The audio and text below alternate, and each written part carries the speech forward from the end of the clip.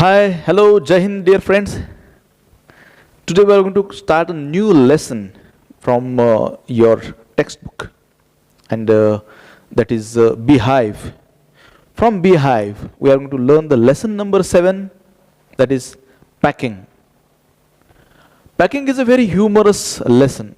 It is written by Jerome K. Jerome. Let's see first of all basic information about the lesson.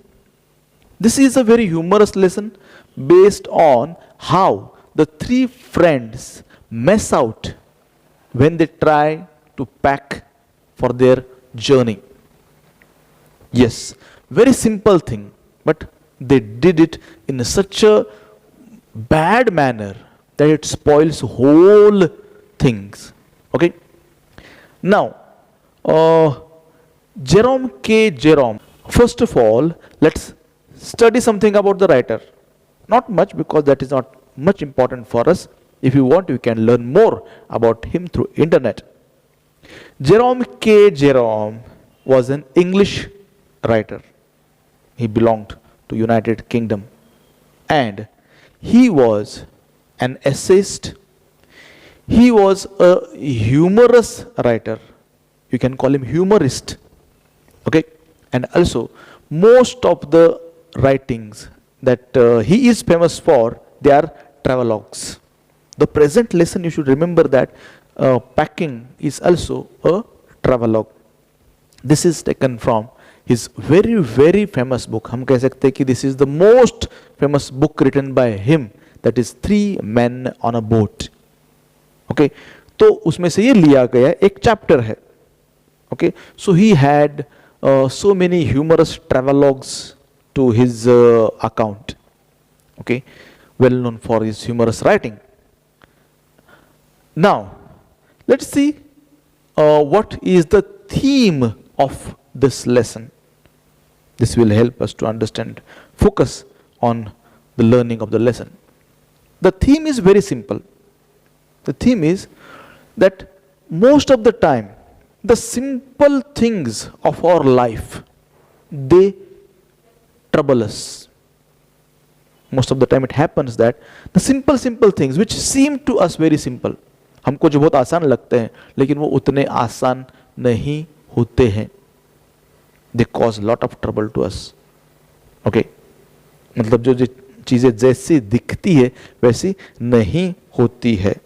Okay, तो simple ये theme है उसका. The routine tasks are not as simple as they seem to us. Okay, this humorous account amuses the reader with chaotic and confusing situations created by the clumsiness of the three friends. Okay, of all of whom consider packing to be child's play. उनको लगता है तो packing बच्चों का खेल है. लेकिन क्या आपने कभी पैकिंग किया है कहीं बाहर जाने के लिए? ट्राई करके देख लेना, आपको समझ में आएगा. Okay, now let's think about the title. Title क्या कहता है हमको? Title is packing. Actually this is one of the initial lessons of the story of the book three man on a boat. और टाइटल एकदम appropriate है, because whatever goes on throughout the lesson it is related to packing. क्या pack करना, कब pack करना, कैसे pack करना, क्या कहां पे रखना, ये सब चीजें इस लेसन के थ्रू हमको पता चलती है. तो सब कुछ पैकिंग के बारे में है, इसलिए, और पैकिंग से होने वाले पैनिकिंग की वजह से है, इसलिए packing is very appropriate title given to it. इस पूरी कहानी में, पूरे बुक में एक्चुअली देखा जाए तो देयर आर 4 कैरेक्टर्स. उसमें से 3 इंसान हैं और उसमें एक एनिमल भी है, डॉग. ओके, और ये जो 3 कैरेक्टर्स हमको यहां पे मिलते हैं, they are Jim, George and Harris.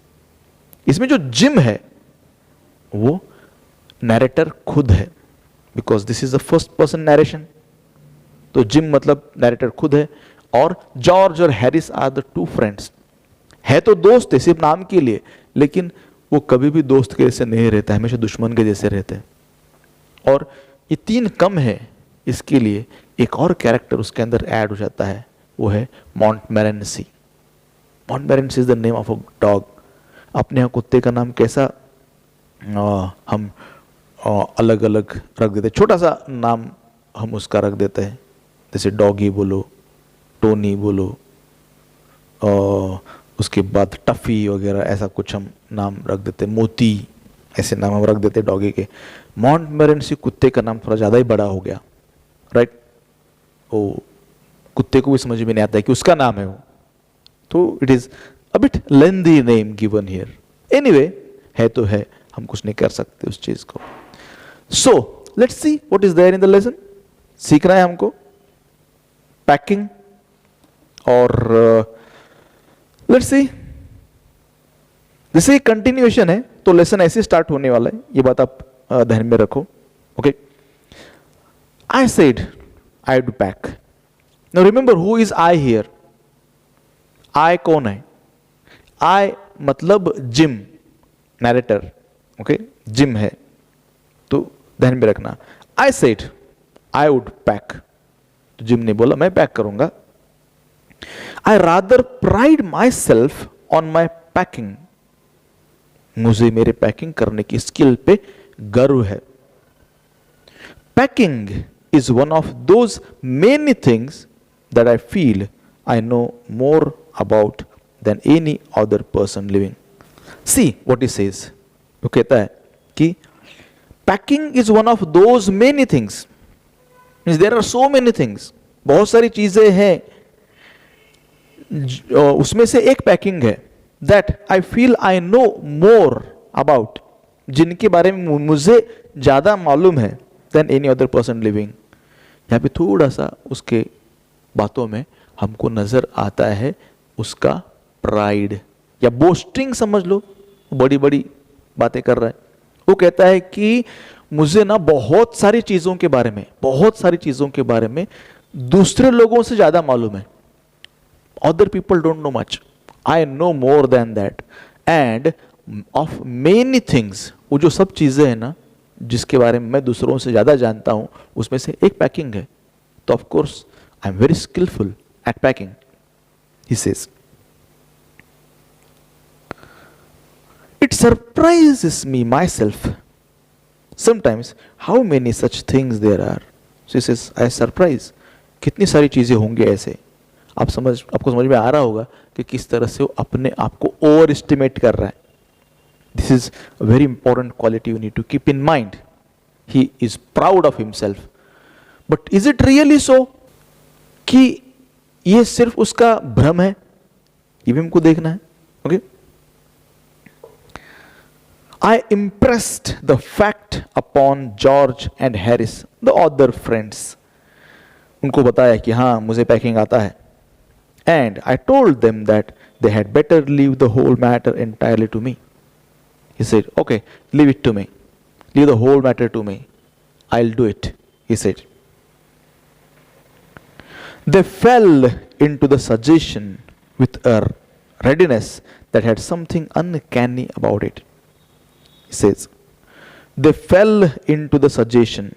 It's a phrase, huh? To fall into. यहाँ पे the meaning of fell into is the accepted.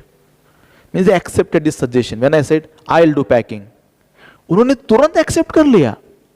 और जब उन्होंने ये बात इतने easily तुरंत accept की, तो राइटर को थोड़ा डाउट आया. इन्होंने इतनी जल्दी कैसे accept किया कि मैं पैकिंग करूंगा, क्योंकि इतना तो आसानी से एक्सेप्ट करते नहीं हो. So he felt something uncanny. Uncanny मतलब स्ट्रेंज, दैट इज वेड. बोले यार समथिंग इज स्ट्रेंज, कुछ तो अजीब है, दया कुछ तो गड़बड़ है, ऐसा उसको लगा. George spread himself over the easy chair. वो इजी चेयर था बैठने का, उस पर वो फैल गया George. Harris cocked his legs on the table. Cocked means he lifted. Table के ऊपर पैर ऐसा ऊपर रख के वो बैठ गया. This was hardly what I intended. वो कहते हैं मैं ये तो नहीं सोचा था मैंने कि मैं जब बोलूंगा चलो मैं पैकिंग करता हूं तो ये तुरंत ऐसे फैला के बैठ जाएंगे.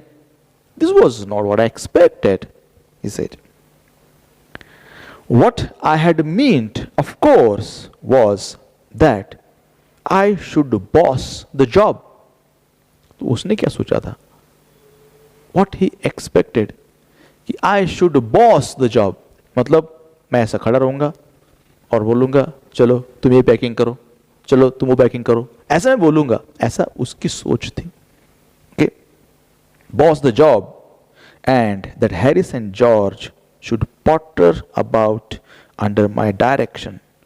Potter about means its meaning is given here. You can see text book आपके सामने है, नहीं है तो खोल के बैठो अभी. पॉटर अबाउट मतलब टू डू अनइम्पॉर्टेंट थिंग्स, मतलब कूली का काम करेंगे. मतलब मैं खड़ा रहूंगा बॉस के जैसा और बोलूंगा ये करो वो करो ऐसा करो वैसा करो, और ये लोग मेरे हाथ के नीचे कूली का काम करेंगे. मैं ऑर्डर दूंगा and they will follow the order. That's what he expected. Who? Gym. Gym को एक्सपेक्ट किया ताकि वो काम करेंगे, मैं ऑर्डर दूंगा. लेकिन जैसे मैंने बोला मैं पैकिंग करूंगा, ये तो फैल के बैठ गए बॉस के जैसा, अब मैं काम करूंगा अकेला. This was not he expected. So I pushing them aside every now and then. Pushing them aside means मैं उनको बोलता रहूंगा, अरे ये क्या किया तुमने, ऐसा नहीं करते हैं, ऐसा नहीं करते हैं, इस तरह से करो. दिया है वो क्या क्या बोलने की सोचता है. Oh you, here let me do it. मैं बोलूंगा हटो मुझे करने दो ये सब, तुम कैसा काम करते हो, चलो मैं करता हूं, मैं बताता हूं तुमको कैसे करना है. ऐसा वो सोच रहा था. There you are, simple enough.